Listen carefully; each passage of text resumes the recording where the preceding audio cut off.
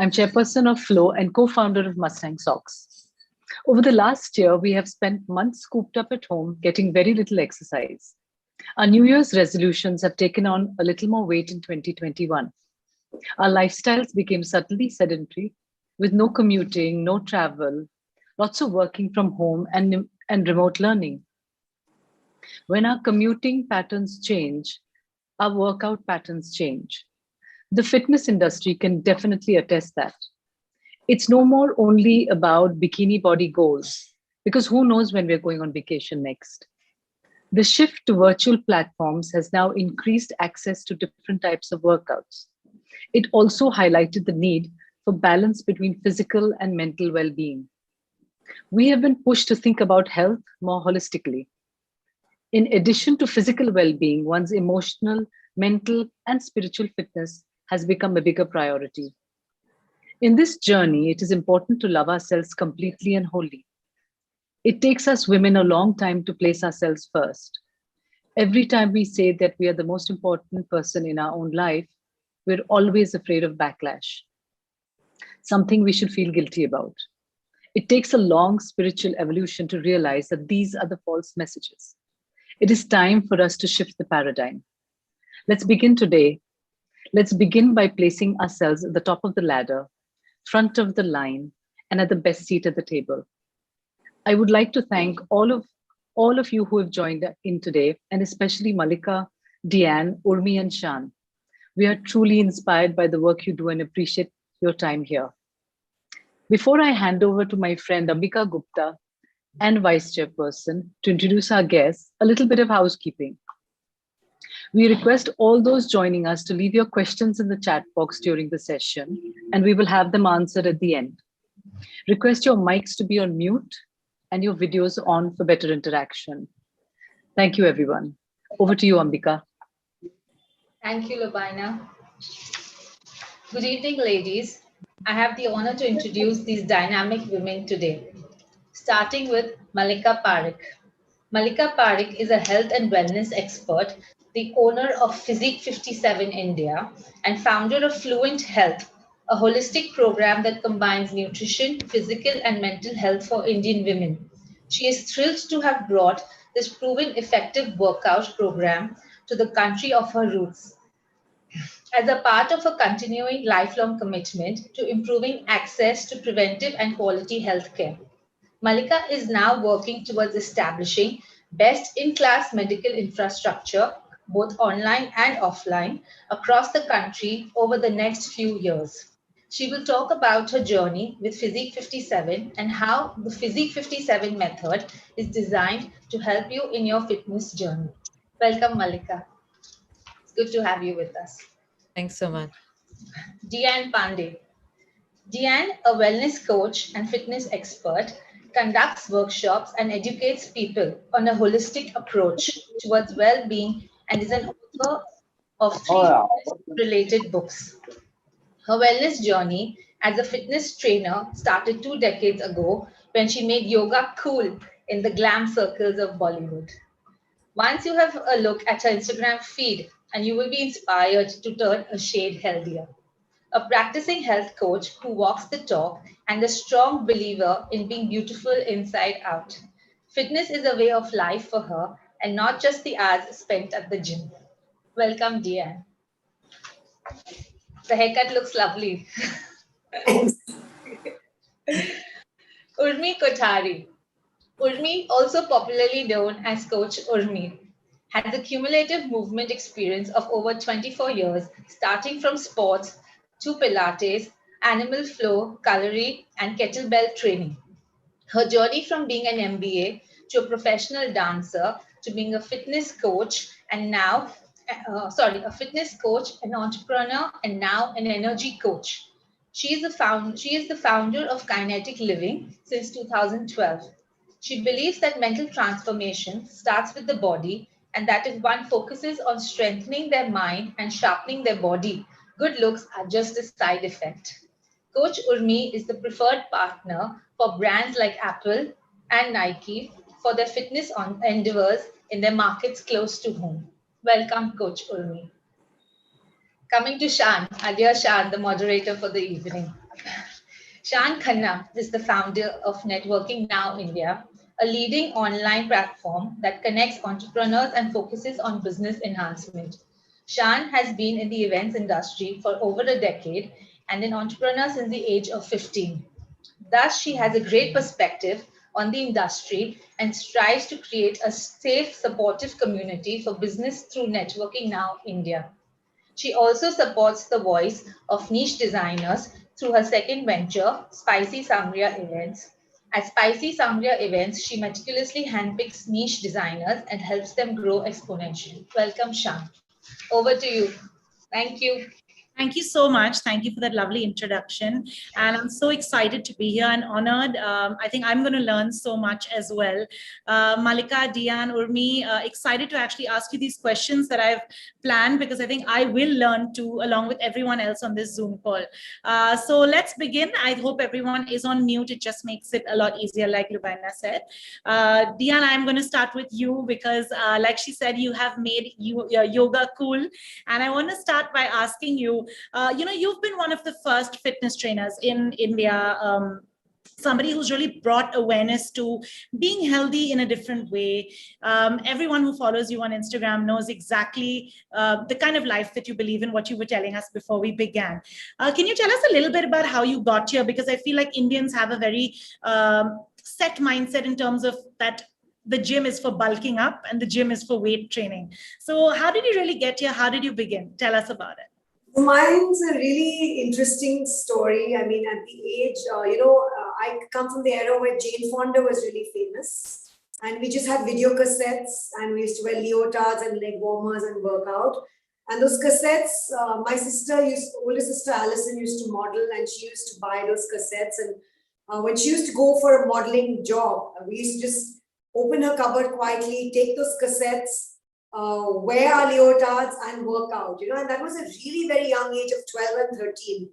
So the time that was given by my parents to go down and play, I started choosing that 1 hour to work out to a Jane Fonda's challenge, not knowing that it's that journey, the beginning of that is going to take me into fitness years later. So that's how it began. And then at the age of 16, I started lifting weights. I remember doing 2 summer jobs. I saved up some money. And at that time, only 5-star hotels had gyms and it was really expensive. So I saved up some pocket money, joined a gym, and I started my journey with weight training. And at that time, nobody would lift weights. It was just me. No woman would lift weights. It was a few men and it was just me in the gym. And of course, at the age of 17, I got introduced to yoga. And that's how my journey began. And then I started writing because I was very fit always compared to children my age. And as I grew, I was always getting fitter and just different from everybody, my age, my friends. And I started writing for publications, for all the newspapers and magazines at a very young age. And then I got married and my kids were born and I decided to study, a course abroad. And then I got landed Miss India's, and that's how the journey began. And it just was never looking back, So going back to the days of that 12 and 13 years old when, Jane Fonda, she was the only one around who was so famous, so fit, what a beautiful body and so full of energy. And, thanks to her, that's how my journey began. Yeah. Amazing. That's great to know. And I can well imagine you at 17 dancing around even in your, with your sisters. So Malika, let's ask you, you've had your journey from New York to Bombay and now you're here and you brought physique here for all of us to really enjoy and be a part of that physique journey really. So how did that happen? What was your thought when you brought Physique 57 to India? Yeah, thanks, Sean. And thanks again, all of you for having me. So, there were obviously options for fitness. When I started to come to India for professional reasons, I was exploring opportunities in healthcare and healthcare market and really was actually more in the healthcare service side of things. Sorry, there's an echo. There's an echo. Can you guys hear me? Yeah, this is better. You can go ahead. Okay, there we go. Sorry. Yeah. So I came here sort of exploring the healthcare service side of things, the healthcare service side of the health industry. And in my research, I discovered that there were a lot of people. I mean, there was obviously fitness awareness and a lot of people who wanted options to stay fit, but not a lot of options in particular for women. And, you know, one of the things that I knew from my studies is that Indians have a lower bone density than most populations globally. And it's something that we need to be very aware about when we choose exercise, because we can't necessarily handle, our bodies in the long term can't necessarily handle all the same things that people do athletically in other places because of the way that we're built, because of our bone composition. So a combination of that and just very much of an increased awareness and a demand for fitness options from women, for people who potentially had injuries, people who had pregnancies and didn't know what to do with their bodies during that time. I just felt, I knew Physique 57. I was an avid user of client of Physique 57 when I was in the US. And I really felt that preventative care, fitness, wellness, we all know, is the future of healthcare. And I really felt that there was an opportunity to bring this low impact style of workout called, you know, barre. It's a type of barre workout, which was also new. A lot of people didn't really even, and still don't maybe know what barre is. And so I saw an opportunity for this new style of workout, an opportunity in the space of boutique fitness, an opportunity to bring a studio feel and a group community feel to fitness, which didn't feel intimidating, not like a typical gym. And then obviously the safety and the efficacy of the method is what brought it home for me. Yeah, absolutely. And like you said, a lot of people still don't know what barre is and about, you know, physique classes. We're going to come to that, definitely. And thank you for bringing physique to us, because it's been so much easier to work out whether from home or in your studio. Urmi, welcome and great to have you here. I wanted to ask you as well, you have worn a tremendous amount of hats. You've completed your MBA, you became a professional dancer, a fitness coach, entrepreneur, and now an energy coach. So tell us about this journey. Where did this really begin and what's it been like over the years? Thanks, Shan. And thanks everyone for having me. It's a pleasure to be here with Dian, Malika, and everyone else here in the community. So I think what really made me quit my MBA job or corporate job and like switch to something which was so radical in that sense and also physically demanding was majorly a feeling of gut feeling that I really wanted to try this field of professional dance, and especially my dance guru, who's known for her combination of Indian martial arts with Indian classical. And her name is Daksha Sheth, and she's very, very popular in the artistic circles as well. And I specifically wanted to go to her because she combines martial arts with dance. And I was in sports and fitness since I was 12 years old. So for me, the combination of dance and, you know, something which is more tough and which is more challenging was really exciting for me. And I think what happened is that I was like, it's now or never. I was 24. And one thing really pushed me over to the other side was that I want to be known for who I am rather than my designation. And I've actually written this down in my journal. And I was like, this is it. I'm going to try this. And the kind of financial independence I got at that point in time from my parents, I didn't have a liability of loan on me. I think I wanted to take advantage of that privilege and not be bogged down by that, and rather than use that to my advantage. And I just did that, and within 3 months I was so sure that I wanted to actually go further in it.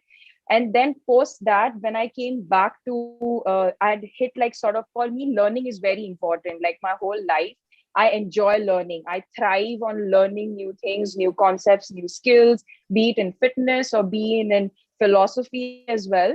So when I had hit 3 years as a dancer, and I realized that my learning curve was sort of stagnating.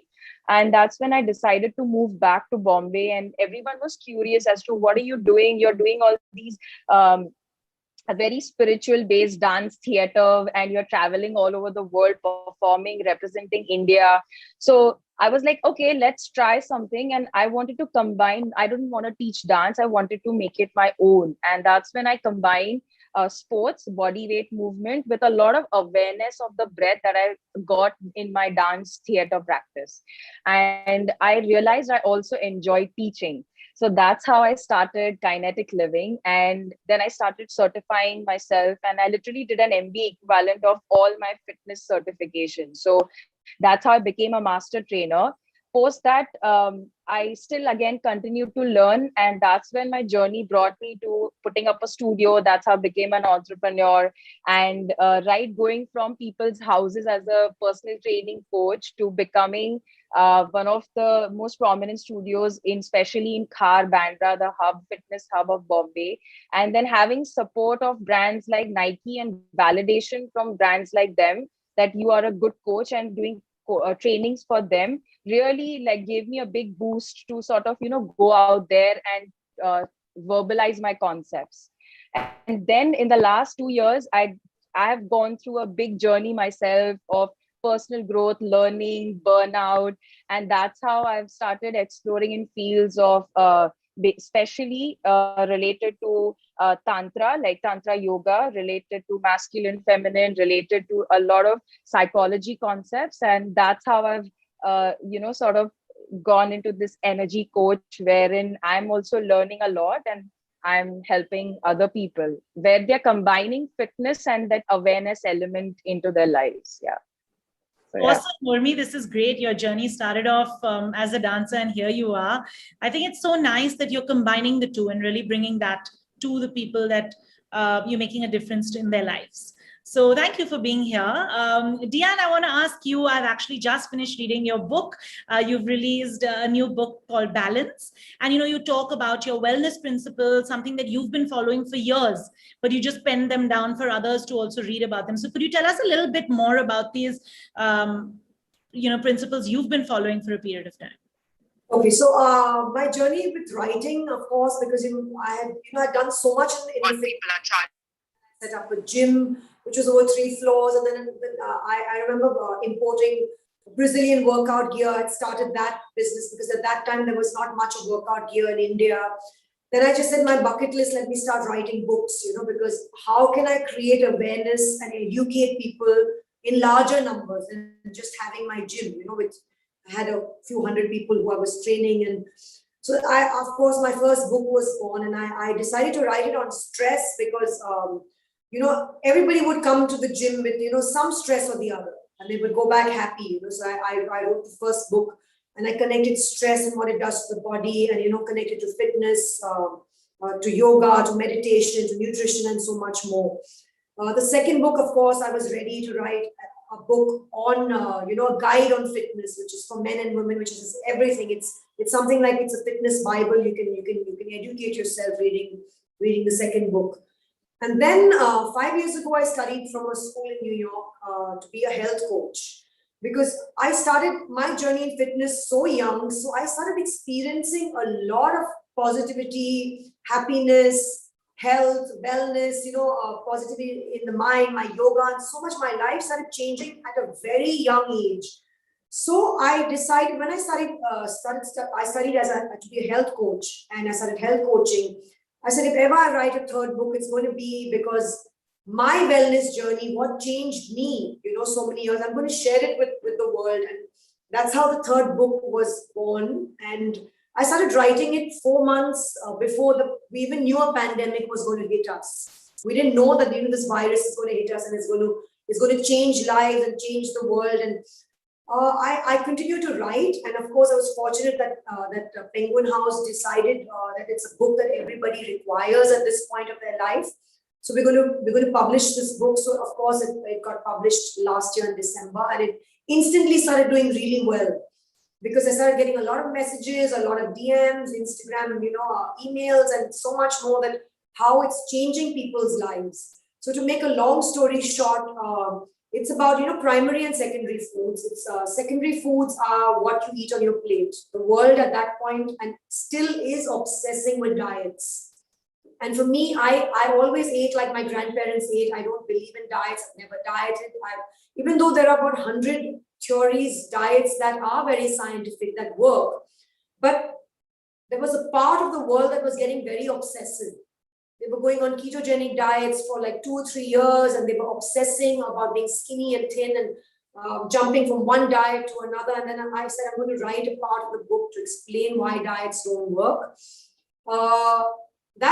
It became very secondary for me, even though it was very important. Nutrition is important. What was primary and vital? वो तो बन गया बाद में जब लोगों को लगा तभी वो fried rice Sorry, Could you please put yourself on mute. Thank you. Yeah. So basically, I came up with these 13 aspects, which we call the Wheel of Life program. Which, if you read the book, it's it's areas: finance, career, spirituality, creativity, home cooking, home environment, education, health and wellness, and so much more. The 13 aspects. I added the 13th chapter because I studied from a course in Harvard. The impact of climate change and what it does to your health. And India was #1 with so many health issues. And it's because cities like Bombay, what we're doing to us, we're just cement, buildings coming up and no trees and no nature. So I added that 13th chapter. And of course, so the book was born. And so again, let me tell you quickly. So basically, why vital foods, why primary foods? Because these 13 aspects, if they're not in balance, no matter how much you eat healthy, how much you diet or work out, you're not going to be fulfilled and happy in life. Because, for example, in your career, if you're not happy, you're going to release cortisol, you're going to be stressed out. In your relationships, whichever relationship with your in-laws or your spouse or your boyfriend, girlfriend, friends, you have relationships ups and downs, right? So of course you're stressed out. Stress releases cortisol. Cortisol will make you go towards a tub of ice cream. So it's actually, if there's a relationship issue, you need love, you need a hug, you need, compatibility, understanding. You don't need that tub of ice cream.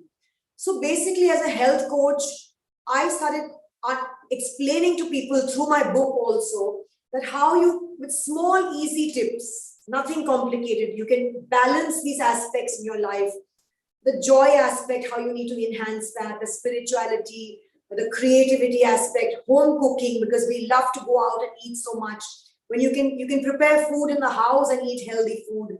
So I started teaching people as a health coach and of course clients, and through this book and so much more through workshops, how to balance the wheel of life through this program, how to live happy and healthy, and why this is vital foods that need to feed you. And secondary is nutrition and diets. Of course, it's important, but it's secondary for me because if you don't seek a balance in this wheel of life program, in your, do your in your career, take up your job that you love and love what you do, or sort out your relationships, or financial, whatever. There's so much more.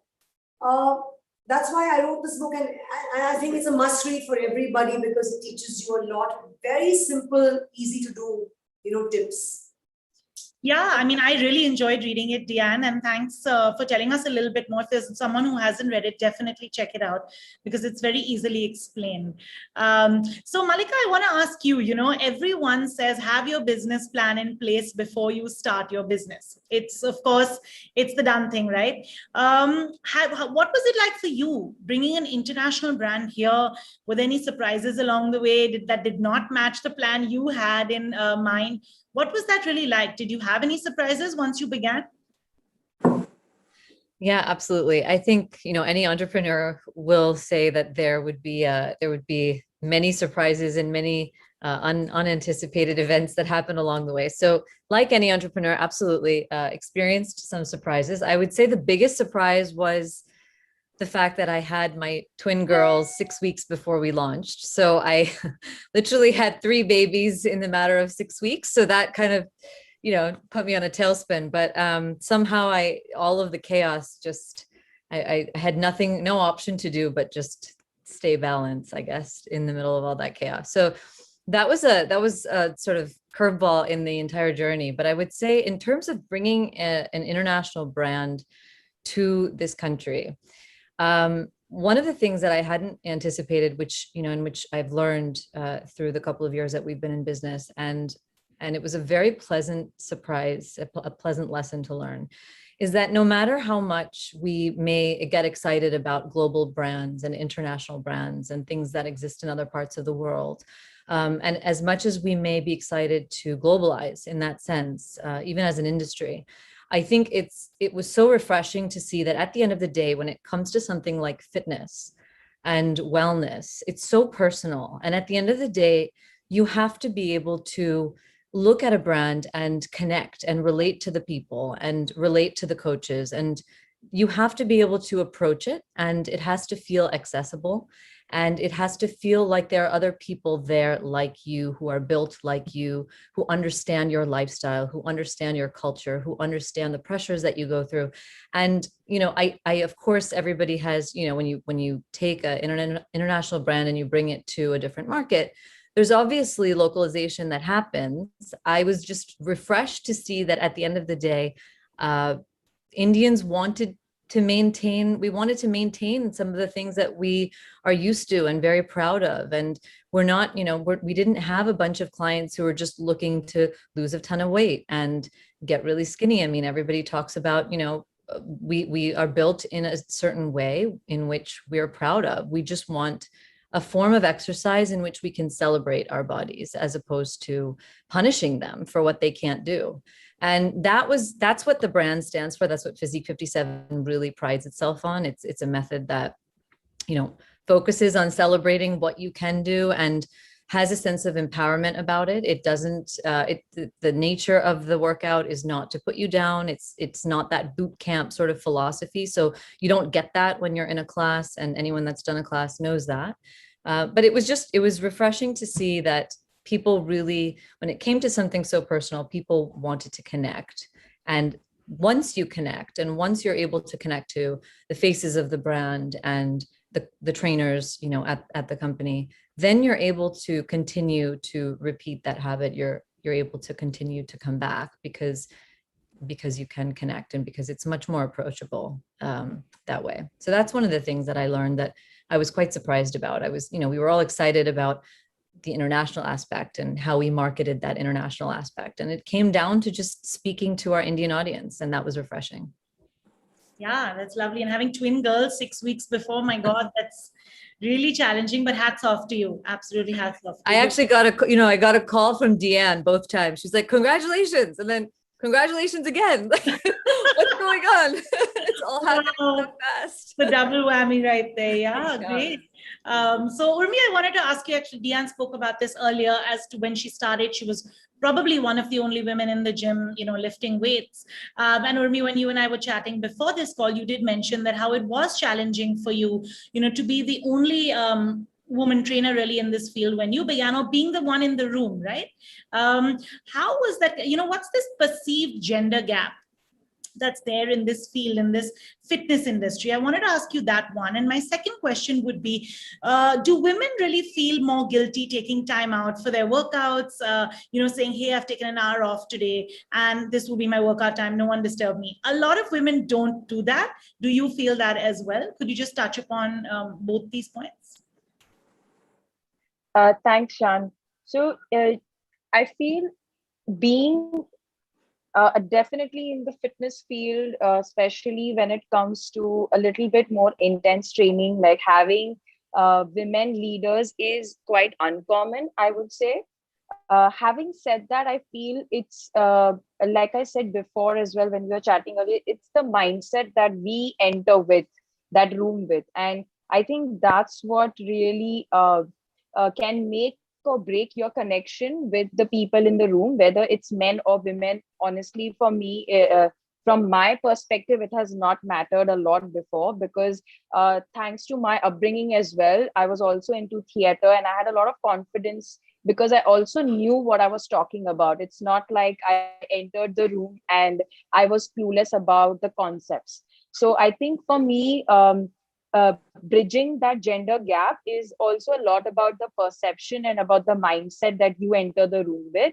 And I feel that the way I think women can overcome if there is any kind of, say, like a lack of confidence, or they're unsure, or they feel like they do not have a voice, I think just being well versed with your subject can really help you to sort of win over the credibility, through credibility, the trust and the confidence of people around you. And again, that doesn't matter whether they are men or women, because I feel like if it's a man or a woman, if they have a certain perception that she's a woman, she may not know as much as a man, then it's their loss. So for me, I think that didn't have a big impact. Having said that, like I said, definitely you feel like when you meet, like when I went into the Nike training course for us trainers as well, they did a special course training when we were about to deliver trainings in their formats. I in fact met a lot of women of my tribe, and for me that was very refreshing. And very motivating as well, that hey, I have my tribe, I have more people around me, because as an athlete and since childhood, my journey has been quite solitary and just by myself and quite individualistic. And regarding women clients feeling guilty, it's a mixed bag, honestly, especially women who have families or who have kids. Yes, they do. I would not say that they feel guilty, but definitely they put themselves below, or they put their family before. And I think for single women is not so much, but for single women, I've seen that they in fact judge their body so much. And irrespective of the age, right from say early 20s to even late 30s and 40s, if they do judge their bodies a lot. And I feel that is where as coaches we can come in, and like Mallika definitely put it so well, that to make it accessible and really do what you can do on that day, and like celebrate your body rather than. So even at Kinetic Living, we talk about it's your past self with as compared to your present self, as compared to your future self. It's never about who's the best in the room. We do not compare who's lifting heavier weights, or who is doing more repetitions, or who's doing even more challenging variations of certain movements, right? It's about, this is your posture, this is doing this variation may not be good for you, and we really handhold them and explain to them why. So we really help them understand their bodies and relate to their bodies, rather than looking at their bodies and sizing them up or judging them through just by what their bodies can do or cannot do. So yeah. That's great. That's actually great. You're right. Everyone has a different image of what they look like and how much time they should spend dedicated to fitness. Deanne, I'm going to ask you two questions in one, because I think they're pretty similar, but I'd love to hear from you. You know, life is super fast paced. I think it has been in the past. You know, how is it easy for you? I mean, talking to you, I know you're very good with your diet. I'd say you eat very healthy foods. You don't eat outside of what you plan. How do you manage that? Anything from like your Wheel of Life program that you could really share with us in a few tips, you know, rituals, mantras, anything? And the second thing which I want to ask you is your relationship with your body over the years. If you can tell us how it's changed over time and what it's like. So for me, I've never really understood the concept of, you know, a fast-paced life, because like I said, I was fortunate to be in the health and wellness industry at a very young age.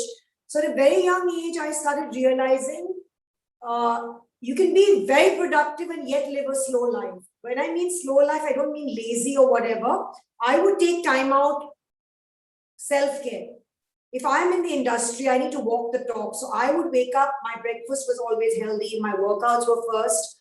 And then I knew if I could be there for myself, I could take, my kids was very small at that time. I would take my time off, 4 or 5 days, a mini vacation alone.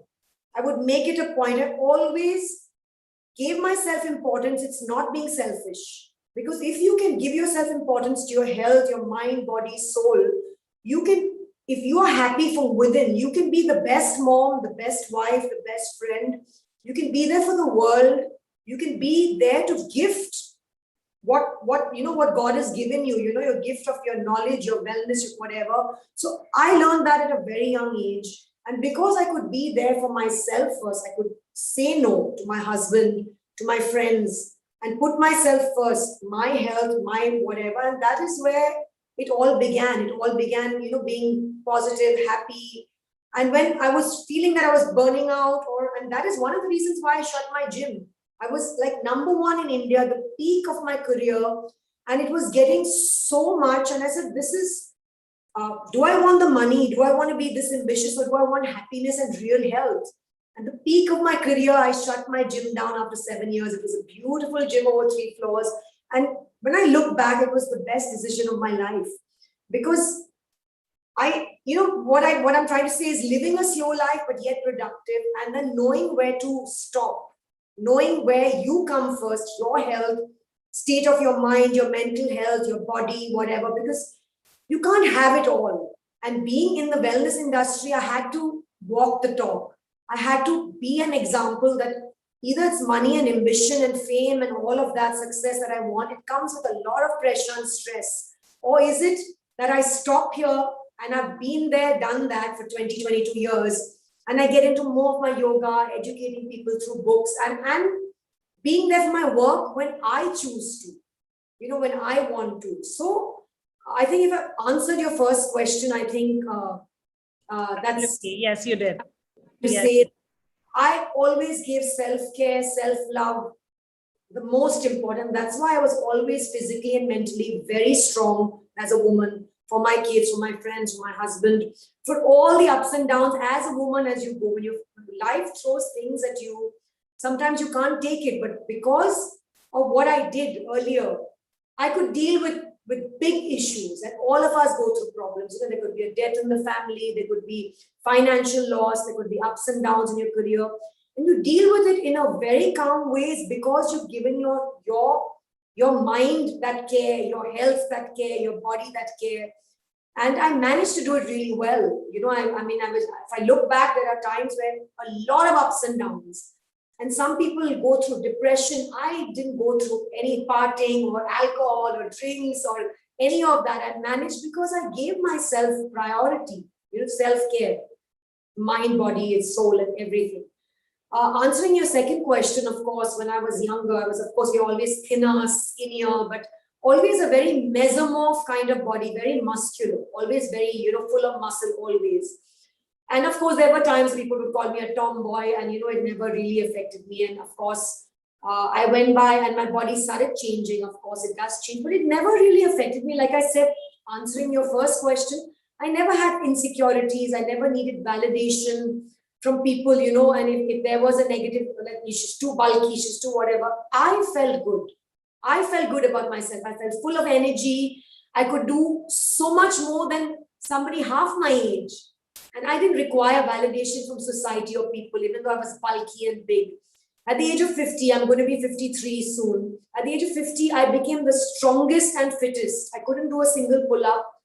Within a month, I could do 40 pull-ups. So it just shows that age is just a number. And, even though I'm a big girl, I'm not a slim girl. And you can be big, but I'm strong, I'm healthy, I'm fit in the mind and body. I feel good.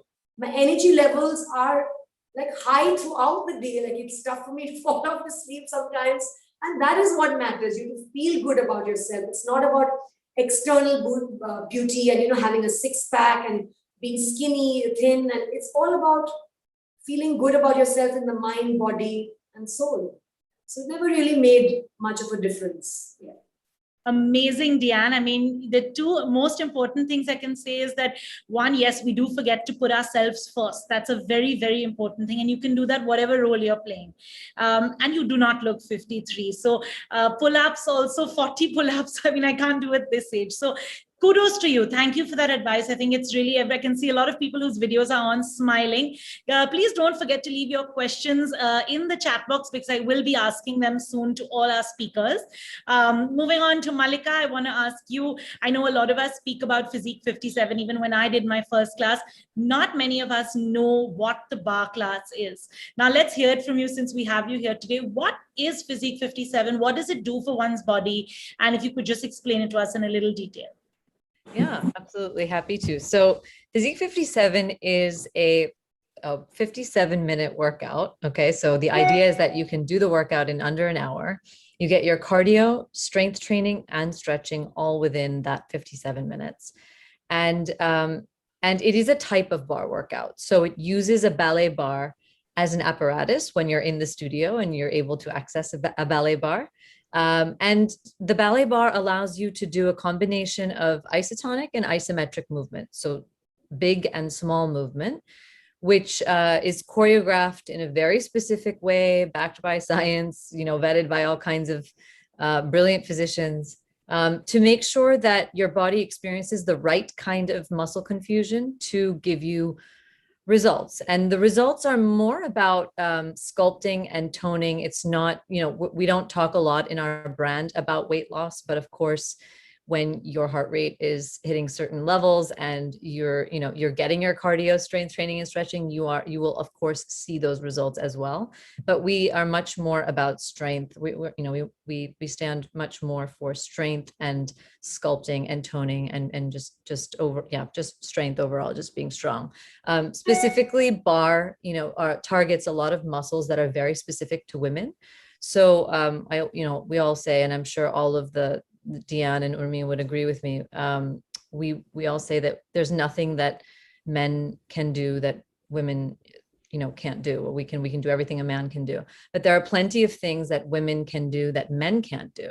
And there are plenty of functions physiologically that we can do that men can't. And we need to pay attention to those areas and those muscle groups when we're working out. That's a part of fitness as well. So the Physique 57 method, which is based on a type of bar method, takes those muscle groups into account and makes sure that you're paying attention to the muscle groups that you may not normally pay attention to when you're at the gym, let's say alone, or just doing a cardio workout, or just doing a strength training workout. The idea is to combine all of the elements and get a very efficient and fun workout within the 57 minutes. The biggest advantage of it is the fact that it's low impact. Again, speaking to bone density and especially bone density of women and Indian women, it's really an important aspect of the workout that applies to us here. The fact that you can do all of this in a low impact way. You don't need to be injuring your bones and your joints in order to get the benefits of exercise and to see results. Yeah, absolutely. I remember when I did my first class, muscles that I didn't even know existed were, tingling and hurting, but I think it was super effective. So thanks for explaining that so well. Urmi, I want to ask you, you are writing a book. Very excited to know more about that because you are kind of encouraging people to look at fitness more holistically. So I'd love to hear more about that. I also want to ask you, you talk a lot about the 5 C's. I'd love for our audience to hear more on that, especially compassionate accountability. So if you could share about these 2. Yeah, absolutely. So the book actually talks about the philosophy of kinetic living, which I have been living myself and encouraging other people and empowering other people to sort of take health and fitness decisions in their own hands rather than just try and follow a set rule book or a set standard of decisions, because everyone's lives are different and everyone goes through different life phases, right? So the book talks about 3 main aspects, which is your physical quotient, which is your body. And we at Kinetic Living, we use about 5 to 6 different modalities. And the reason that those modalities are chosen is because they work your body as a unit rather than isolate your muscle group. So right from animal flow to Pilates, yoga, and even kettlebell training or functional training, all of these modalities really target the body as a unit. And there is a lot of emphasis given to posture because I'm also I really believe Pilates has brought that to human body in terms of making sure that the joints are moving in the correct range so that people don't get injured. And if at all they have weaknesses, then they can be balanced. So the whole idea is to think of your carbs, fats, and proteins, for example, which are your main macronutrients which we need as a balanced nutrition, right? Now, same way we need a balanced training. So you need a mix of strength. Like even Malika said, like it's a combination of cardio, strength, and stretching. Same way, it's like a pyramid of hierarchy, and where your base is mobility and joint health and posture and strength in those joints and stability in those joints. And then you work on more endurance based, and then you work on other aspects which don't need to be targeted every single day. Now, right now, what's happening is that there are too many gyms or too many fitness programs targeting on HIIT and only weight loss kind of programs, which is causing people to overtrain as well. And why overtrain? So that's where my book comes into the play, is because people are not matching their fitness efforts and their fitness goals to their phases of their lives. Now, if you are changing a job, or if you're getting married, if you're moving houses, or if you're in this pandemic, there is so much of unconscious stress around you that we forget to take these factors into consideration before we decide to put our bodies to something challenging. And if at all you're already suffering, let's say from anxiety or depression or even simple stress in a relationship or a job, you are actually, and then you decide to, actually challenge your body in your fitness program as well, you're actually draining your body more than energizing it. So the book talks about at what kind of phases you can push your body, and at what kind of phases you need to give more love to your body. And when I say love to your body, I mean do more low impact but still exercises that help you become stronger. So let your body support your life goals rather than, or be prepared to change your life for your fitness goals. Like for example, you have triathletes, you have people who do Ironman, people who do races, people do ultra running, right? They change their lifestyles to actually go for those. Otherwise your body will burn out. So the book talks a lot about this balance between life phase and also fitness level. I've seen a lot of beginners, they have very big goals, and either they get too intimidated or they go for this all or nothing mindset, right? Wherein I go all out, or I don't even try and wake up, or I don't even like resist myself before I hit the snooze button or whatever that is, right? So slowly, and like I talk about progress over perfection. So these are the things that I'm talking about in the book. And regarding the 5 C's, just going to be very quickly will tell you that, which is, again, we are not compassionate towards ourselves when we set our goals. We are again measuring our bodies. Okay, X weight, X inches, X time. Everything has to be like done in that stipulated time. So you're not considering the different phases of your life before you set the goals. And that's what mars your consistency, because your body is not supporting your lifestyle, neither your lifestyle is supporting your body. So that's where that schism is there. And that's where if we are more compassionate towards ourselves, we can have goals like, can I just wake up every day for 30 minutes and spend that time for myself, right? And since we spoke about feeling guilty and putting ourselves first in general, like women feel, or in general people feel, if we can just dedicate that 30 minutes to ourselves, automatically our health and fitness will feature in that.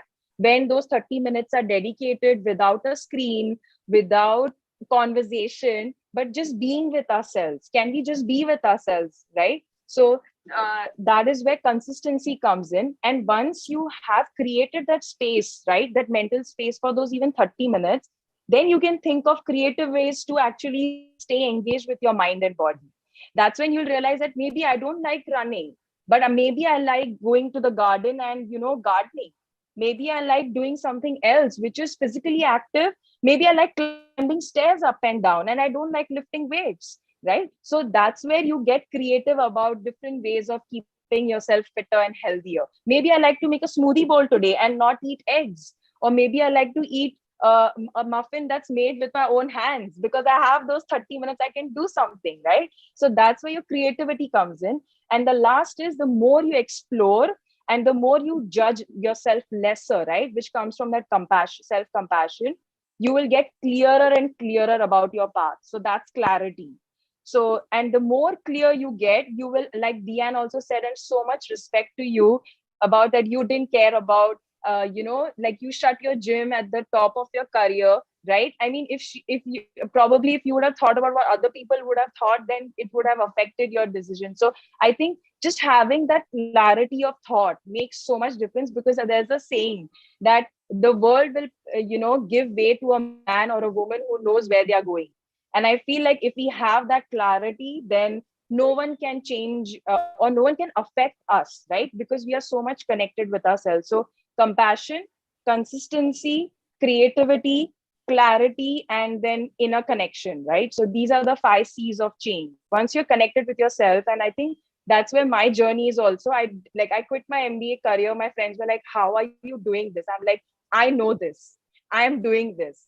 So yeah, these are the. That's amazing. That's truly inspirational what you've said. I hope that everyone did listen to the 5 C's and will read your book as well to know more. Honestly, we have to start putting ourselves first. I think Lubaina also started the session by saying that, and each and every one of you have said it in your own different way. So I want to ask you, Diane, you have been the fitness expert for the Miss India contestants, for most of Bollywood's famous faces. And, given that so many of them are really looked at as role models, so you have to really train them, teach them their fitness ways. Do you think their views of fitness and health have changed over the years? Maybe talking about the entire Bollywood industry as a whole. Of course, it has changed, because I come from an era where we didn't have mobile phones, right? We had the dial phones, and then we came into the little black and white Nokia phones. And then, now we are through this technology that's, so I come from, I've had the best of all these worlds. So I've seen how Bollywood has changed. So when I started training Bollywood actresses, at my time, it was all about looks. They didn't care if, if they were getting injured or a knee problem or a back problem. It was all that I need this 1 month and you have to make me look skinny. And I was against all of it. I would lose out on work, but I stuck by my grounds. I said, I can give you this body 6 months, max, minimum 3 months. If you want me to do in 1 month, go to somebody else, because I'm not going to put you on fat burners, and I'm not going to put you on all these crazy supplements that I don't believe. And I stuck by my ground. I lost out on a lot of work. But of course, talking about the ones that I trained, they came to me if they were weak, they had injuries. Today, they look back and they talk about me. I mean, I guide them to health and wellness the right way at that time. When I started training Miss Indias, they had never lifted weights, the Miss Indias. I changed the history of Miss Indias because they were just used to crash dieting and running and doing cardio and losing weight in that 1 month. So my first year of training Miss Indias, I only made them lift weights. I increased their food capacity. And I remember when they had their swimsuit competition, and there was Hemant Trivedi and Jamuna Pai, and they said, I've never seen hamstrings and abs and, toned arms. And that was all to do with weight training. I introduced weights for the first time. So I was always very different from society and people around. I never listened to anybody. I did what I felt was scientifically right, apt, what was required for each body type and whatever. I always did what was right. So yes, now Bollywood was like that before. They were all into, a lot of pressure. They put into a lot of pressure how to look a certain way. If you're big, you are, made fun of, but now it's changed. Now looking down 25, 30 years down the line, they're all into health and wellness. They're all into, everything the right way. They're all into yoga. They're all into, and not so much into, and they made it a part of their life now, like brushing their teeth every day. So they do train every day. They do give their health and their bodies, their minds a priority.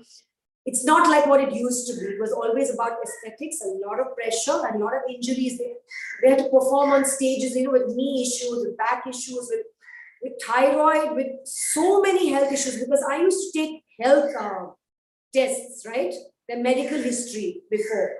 And they all had so many issues that couldn't be talked about, because everything was, I had to look a certain way. They didn't care if they had injuries and whatever.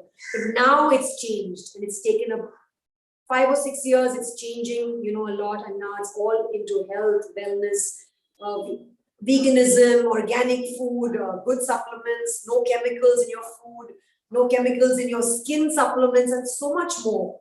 And they're traveling, of course. The world has changed from then and now. So they have evolved a lot, and it makes me really happy to see that they don't want to get injured, they don't want to take fat burners, they don't want to go the drastic way. So it has changed, yes, a lot. Yeah, it's become more of a lifestyle change, really. It's like you said, brushing your teeth. With Dian, this is my last round of questioning, and I've gotten a question specifically for you, which is what kind of workouts do you really prescribe to your clients? Is there anything specific that you think works best, which is the tried and tested Dian Pandey fitness regime? So if you could share that quickly before I move on. So your workouts are as individual as your fingerprint. I always say that, you have to do workouts that suits you. I mean, there's so much that goes into it, your medical history, your preferences. If you're not a gym person, I can't force you. I can figure out ways how to make you do body weight training or yoga or whatever your likes and dislikes are. You have to tailor make your workout according to what your client likes, right? You can't force them. You can't force them that this is the trend, this is the, whatever, do what, because it's in. You can't be like this guinea pig mentality, following what others are doing. You have to do what suits you, what's good for you, for your body, for your health. And I always encourage this way of training. And of course, a certain tailor-made, I'm a very big yoga person. So yoga and strength training are two principles that are timeless and that everybody should try and incorporate in some way. If you like strength training, then of course incorporate yoga. It could be your style of yoga. Like I have developed yoga to music, so I just move very gently to music, and it just gives me so it depends, it depends. But yoga, some form of yoga, whether it's meditation, hatha yoga, iyengar, whatever, and strength training is really important as we're all going to grow old. We want to grow old gracefully. We don't want aches and pains. I lost my grandfather at the age of 102 to old age, not to diseases, not to anything. That's how we are supposed to die, with old age, gracefully. Nowadays, people, are getting a lot of lifestyle diseases and so much of whatever at a young age. So I think, the principles, it says in my second book and my third book, it's all, if you can read it, it's all there. The 5 elements, and, flexibility, balance, strength, all of that. So thanks, Dian. Thanks for sharing that answer. Malika, I want to ask you, my last question for you is, you talk a lot about sustainable fitness. What is this exactly first? Because even I'm unaware. How do you see it really playing out in people's life, and how do you make it a part of your own life? And I'm going to just quickly sneak this in because it's my last question. You are a mom of twins and you run a full-time business, plus you make time for your workout and lots of other things. So what does self-care really mean to you? If you could share both these things one after another, that will be great. Yeah, there's also a question, Sean, from the audience for me. So I'm going to try and tie it all together. Okay, so I just read the question. So sustainable fitness, very simply put, everybody's talking about sustainability. I think it very much applies to fitness and wellness. And the idea is just to, again, pick forms of fitness that are accessible, approachable, convenient, and mostly in today's era, putting long-term physical and mental health at the forefront. And I think if you have all of those aspects, so you have workouts that are accessible, that seem achievable, that are approachable, that are convenient. So, a big part of our business model, to answer the question from the audience, they asked how we pivoted our business model during the pandemic. A big thing that we had to do was obviously go online and turn our entire business into a virtual offering, which didn't just mean, figuring out Zoom, but it also meant reorienting the entire workout and the entire method without a ballet bar. And it was a challenge, to say the least. But that's what we had to do. We had to figure out things that people might have around the house and how to use those things that everyone may have around the house, not just, a mere few, but everyone may have around the house, and figure out how to incorporate those things into the Physique 57 method so that we were still being true to the method. So that's kind of how we pivoted. But going back to the question of sustainability, I think that, we had to do that to make it convenient for people. We wanted to be a form of sustainable fitness for people to pursue. And I think that, with everything that we're talking about, and I think Diana's touched on it, Urmi's touched on it, but it's important to say that we will definitely see aspects of mental health coming to the forefront. I think you cannot be physically fit without being mentally fit, and we all know that. We've all seen that, and I definitely think that that sustainability is, having sustainable fitness options will mean having workouts and having forms of fitness that really focus and put your mental health first. It's not just about weight loss. It's not just about strength training and all of the things that we also talk about, the three of us. It's not just about physical health. And I think that has become more evident than ever in this, I like to call it the vaccination era instead of the post-pandemic era. So I think that's kind of what a little bit about sustainability. In terms of self-care and being a mom, I mean, I do the best I can, just like the rest of us. I think what's important is just trying to change the conversation. And I think what Deanne said earlier was so important. She took the time for herself, regardless of what people had to say and what people thought of it. And that includes your significant other, that includes, your children. You feel this natural, this pull from nature to oblige and to please. And that's just how we're wired. But I think that we are not able to do that to the best of our ability if we're not taking care of ourselves. It's very simple. It's, there's no secret to it. We all know it. I think it's just a matter of changing the conversation and making sure that there's not guilt associated with it, making sure that people don't make you feel guilty about it on the exterior either. I mean, it's not a negative conversation that you want to take half an hour or 1 hour to yourself. And I think we just, having talks like this really help, because there's 50 women potentially, or 50 people on this panel who can then go out and tell their significant others, I want 30 minutes to myself every single day. And that's not a big deal. That's in fact better for everyone involved. So that's a little bit about self-care with twins. That's a great point. I mean, I think even when Deanne spoke about it, and so did you, I'm definitely going to adopt this, take 30 minutes to myself after this chat, for sure. So thanks for sharing all three answers. Urmi, my last question to you before we move on to something exciting. You speak a lot about, even when we chatted earlier, burnout. Burnout is a very common state amongst most of us. And we go through this from time to time, especially now that we're most of us working from home. You're even working out from home.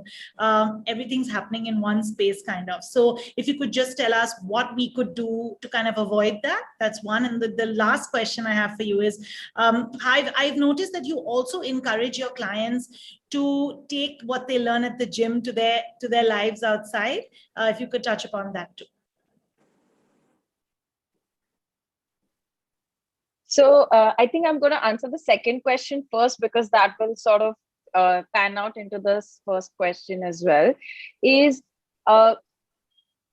there are a lot of things that people learn or people undertake as classes, or they come to us because of we are coaches in order to achieve something, right? Like you are like, okay, I have a milestone. Doesn't have to be just weight loss. Like, yeah, okay, I want to get fitter. I want to have a better mindset towards my health and fitness.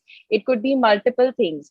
But the people I've noticed in general are only, the conversation is always about the future, right? I'm going to do this, or I want to do this. But how about now, right? How about experiencing and facilitating that result in the present? And how can we do that is what I do, at least at Kinetic Living, is that make them experience these values that we talk about, which will help us to relook at our lives or burnouts from a different lens. So for example, having simple qualities like compassion with yourself, but also being accountable with yourself, right? Trying new things, not saying no, enjoying what you're doing, right? I think in fitness and health, I think enjoyment is so underrated that people think that, oh, just because something is healthy and it tastes bad, oh, that means I have to do it. No, something that is healthy, nutritious, rich in all the things that are good for you can taste good, right? So if we help them enjoy just that workout on that day, or just that meditation on that day, if we just help them connect with their body and their breath on that particular day, or if we help them, hey, you know what, let's try a new kettlebell technique, or let's try, if they're ready for it, then let's try going upside down, because we have a lot of intermediate to advanced students who've been with us now for 4-5 years, so they are able to do a lot of advanced things, right? But at every point you will see, whether it's like, if it could be even as just a 6-inch box jump, right? And you're like, try it, because you are there as a coach to technically support them and make sure that they're safe. Now it's just the mind, right? So if you can make them experience just that one bit of passing that, they will carry that forward with regard. We don't have to theorize, we don't have to preach them in the gym. We just have to make them experience it. And I think that's what is, I think, essential. And I think the need of the hour is for people to experience these things that they want to do, rather than either just think about it, or rather than be so focused into the future that they've forgotten to enjoy it right now.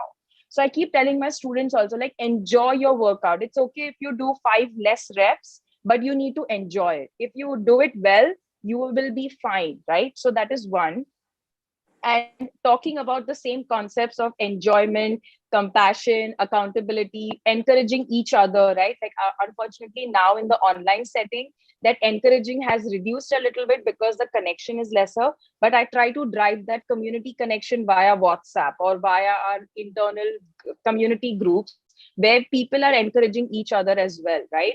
A little bit of, I would not say discipline, but order in your life, wherein you're able to dedicate your energies in a way that you're able to, like Dian also said, like the wheel of life, right? Is to bring about that harmony between different aspects of your life. How can you do that if your energy is always being dissipated in social media, in screens, in waking up and answering your emails, right? So if at all people, the burnout that you spoke about, like I said before also, if you can dedicate 30 minutes of your morning. And why morning? Because when we wake up, our brain is already in an alpha state. And when I say alpha brain waves, they are, and right now when we are in our waking state, we are in the beta state. But when you are in the alpha brainwave zone, your body and your mind are already a little bit relaxed. And that is when you can actually, that's why meditation helps. So meditation is just a tool. It's not the end of it all. But meditation helps you slow your brain waves, and you can actually carry that sort of a feeling. And the more you practice it, you'll be able to carry that sort of calmness through the day. And that's why we notice that when you start your day well, you're actually able to feel better. Like you will, I'm guaranteeing you, you will feel better that, hey, my day was better. And the more you practice it, and that's where the consistency of the C comes in, is that the more you practice it, that muscle will slowly grow. And you will be able to translate that calmness into your day as well. And what is burnout? We are constantly stressing. We are like hyper, right? And that's why we are dissipating our energy. So if we can just calm down, we can do the exact same things that we were earlier doing, but in a calmer state. So I would like to just leave this question rather than an answer, is that what is the quality of experience I want in my everyday life? And if you can write down for everyone 5 words, that really key words that stand out for you. It could be joy, it could be gratitude, it could be determination, it could be creativity. But what are these 5 words that you can describe or that you want as part of your quality of life on an everyday basis? Not tomorrow, not 3 months later, but today, right? If you can try and be cognizant of that. So if you're not hyperventilating, you probably can then think of that now and be like, I can change this, right? So, yeah. And that's why I say that if you can enjoy your workout and be in the now, the people who go out of your gym or who go after your workout will find their own path. It's not my job to tell them what to do. I can make them experience and they can walk their own kinetic path, like we call it. Yeah, absolutely. Thank you, Urmi. That was a great end to the questions. We're really running out of time, so I'm going to take this quick opportunity because we had planned a rapid fire, but we don't really have time for that. But I'm going to ask a quick question to all 3 of you. I'm going to definitely start with Dian on this one from what you told me before we began this. What is, please answer quickly because it was meant to be a rapid fire, your favorite indulgence at the end of a long day? I am a bhel puri fan, so homemade bhel puri with Netflix. Oh, lovely, lovely. Urmi, what about you? And this weather. I think Yeah, the weather adds to it. I think for me, after a long day, it has to be definitely doing something with my partner. I mean, I've just met him in October during the pandemic, and it's just been a beautiful journey. And we are living in the hills. So I think at the end of the day, going into the balcony, it's pitch dark, and we can see the stars, and we can hear the owl. And we're just standing lovely. there and just like looking out in the sky. I think that's beautiful. Yeah. Oh, lovely. That sounds wonderful. Malika, what about you? What's your favorite indulgence at the end of a long day? A nice glass of red wine. Oh, yes. We end that on a fabulous red wine. At the end.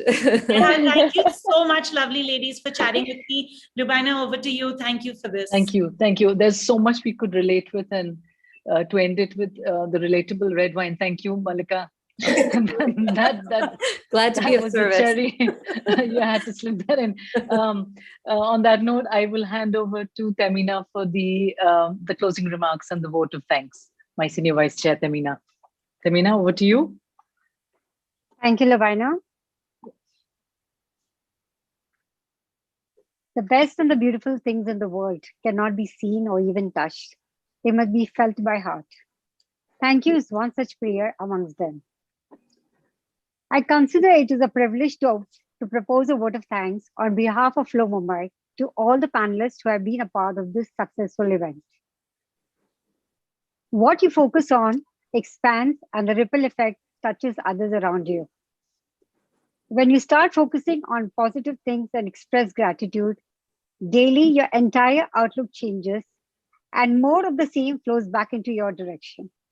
Your energy is higher and becomes contagious. Mind, body, soul. A healthy and a positive combination of all these three factors will help you in your journey to the fitness world. Malika, Diane, Urmi, and Sean, we thank you for all of you for graciously accepting the invitation to be present here today and sharing your valuable knowledge and experience with us. We truly appreciate, and it will definitely help us to build a fitness mindset. A big thank you to all Flow members and guests today for your presence, and have a safe and great evening. Thank you so much. Thank you for having us. Thank you. Thank you, guys. Thank you. Thank you. Thank you.